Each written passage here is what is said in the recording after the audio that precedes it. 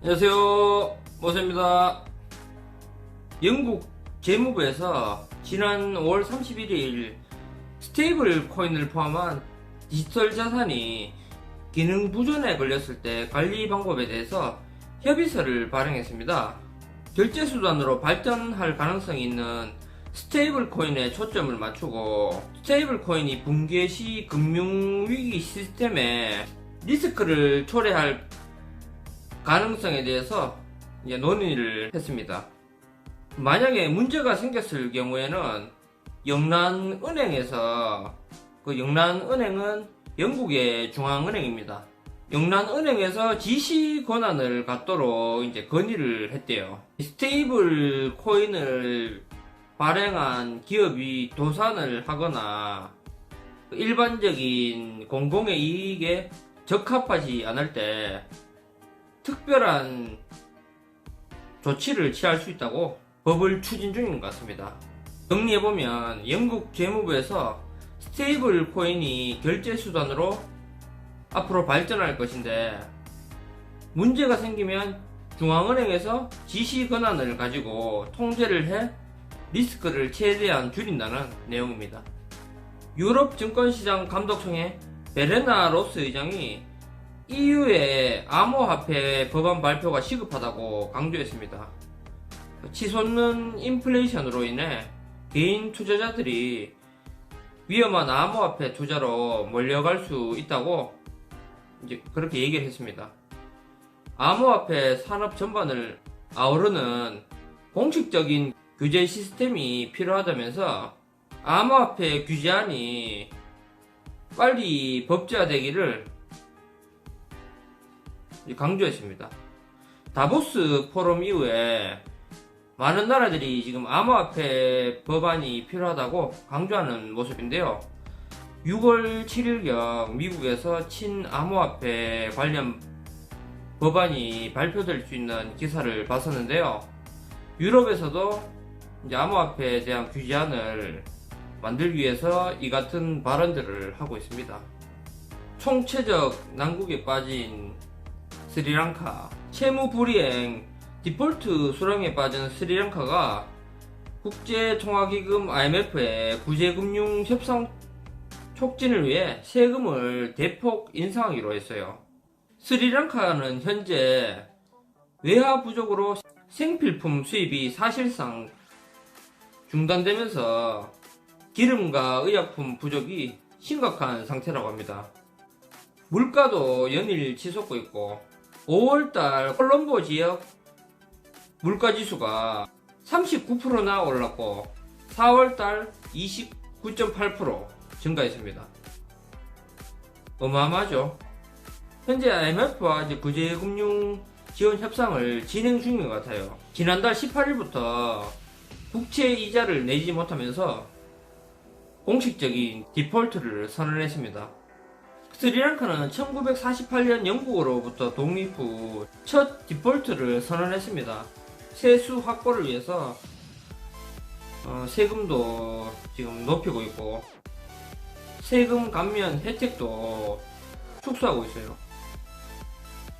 주력 산업인 관광 부분이 붕괴하고 중국과 무리하게 1대1로 사업을 하면서 비용을 많이 사용했는 것 같습니다.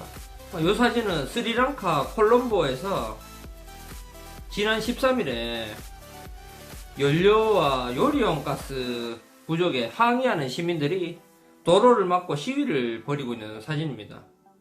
지금 현재 연료가 없어요. 도로에 앉아서 지금 근데 표정들이 좀 밝아 보입니다. 왼쪽에 있는 그 두 분은 좀 웃고 있네요. 사진 찍으니까 부끄러운 거. 아무튼 참, 스리랑카가 2달 넘게 멈춰섰던 자국의 정유 시설을 가동하기 위해서 러시아산 석유를 대거 들여왔다고 합니다. 원유 9만 톤을 들여왔다고 하는데, 현재 원유와 화석 연료를 러시아로 공급받는 방안을 협의 중이라고 해요. 유럽 상당수의 정유 공장이 러시아산 원유 수입을 중단하고 인도와 중국 등 일부 국가들만 러시아산 원유를 수입하는 중입니다. 와, 이건 이제 줄 서 있는 사진인데요. 주유소 앞에 기름 넣으려고 이제 스리랑카 사람들이 줄 서 있는 사진입니다. 와, 어마어마하죠? 와, 장난 아닙니다. 이제 코로나가 시작됐을 때 이제 마스크를 사기 위해서 우리나라 사람들도 줄을 열심히 섰던 기억이 나네요.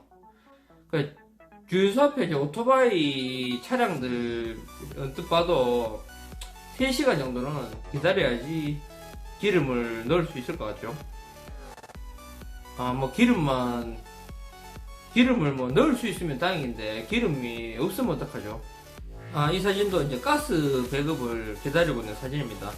이런 상황 속에서 최근 스리랑카 농업 장관이 식량 상황이 악화되고 있다면서 8월까지 식량 부족에 대한 경고를 하면서 농부들한테 식량 생산을 늘릴 방법을 찾고 있다고 합니다.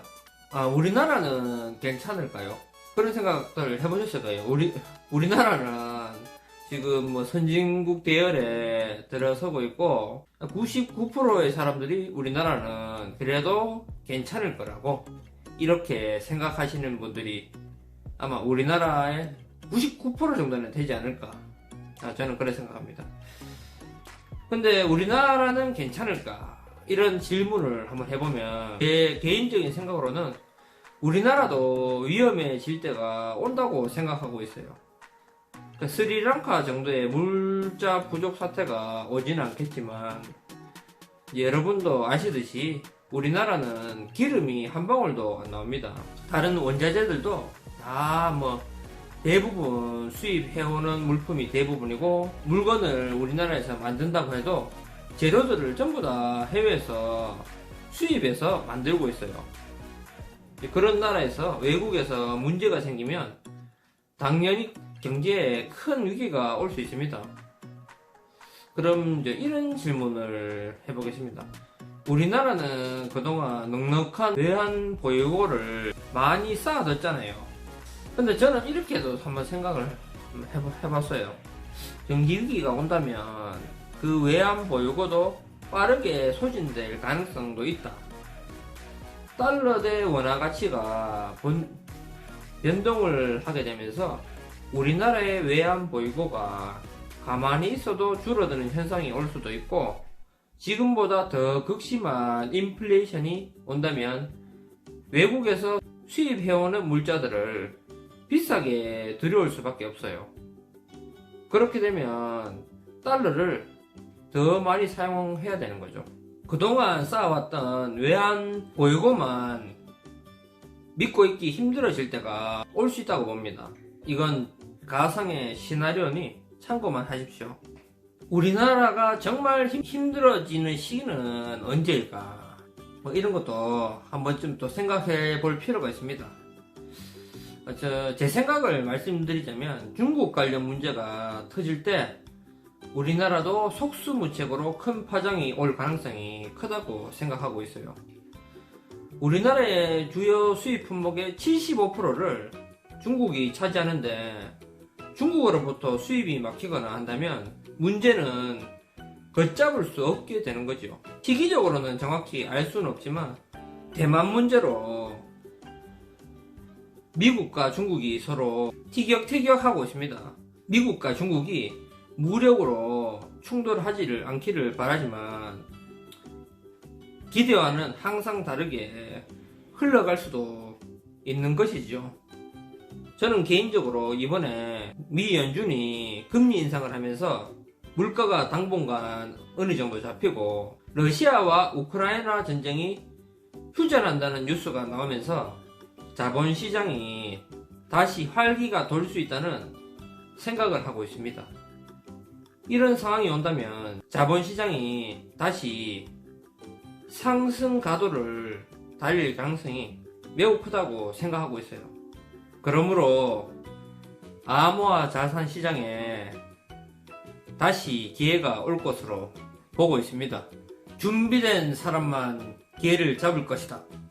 위기가 때론 무섭지만 누군가에게는 인생 역전의 기회를 제공해 주기도 합니다. 저는 준비된 자만이 이런 기회를 쟁취할 수 있을 것이라고 생각합니다. 경제는 힘들지만 우리는 공부를 통해서 좋은 방향을 선택할 수 있는 사람이 됐으면 좋겠습니다. 오늘 준비한 내용은 여기까지고요. 오늘 하루도 행복한 하루 보내시고요. 구독, 좋아요, 알람 설정 부탁드립니다. 감사합니다.